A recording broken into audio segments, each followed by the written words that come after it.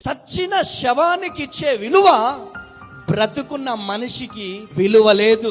చూడండి, శ్మశానానికి ఇలా మోసుకుంటూ తీసుకెళ్తా ఉంటే పోటీలు పడి భుజాలేస్తారు. నువ్వు కొద్దిసేపు భుజమేయాలా, నువ్వు కొద్దిసేపు భుజమేయాలా, పోటీలు పడి ఆ శవాన్ని మోయడానికి శ్మశానానికి తీసుకెళ్లేంత వరకు పోటీలు పడతా ఉంటారు. కానీ అదే మనిషి ఇబ్బందుల్లో ఉంటే, అదే మనిషి ఇరుకుల్లో ఉంటే ఎవరైనా ఆదుకుంటారా? సహాయం చేస్తారా?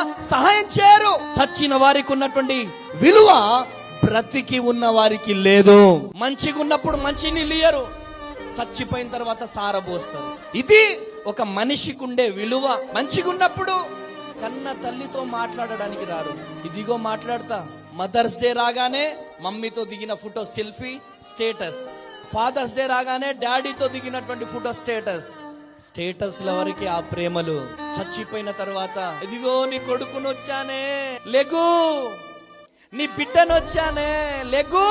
బ్రతికున్నప్పుడు నిన్ను చూడడానికి వస్తారా? రారు. బ్రతుకున్నప్పుడు బుక్కెడు పువ్వ పెట్టడం చేత కాదు. చచ్చిపోయిన తర్వాత పంచభక్ష పరమన్నాలు ఎక్కడికి తీసుకెళ్తారు? సమాధి దగ్గరికి తీసుకెళ్తారు. ఇదేమైనా న్యాయమా? ఏదైనా చేయాలనుకుంటే బ్రతుకున్నప్పుడే చేయి.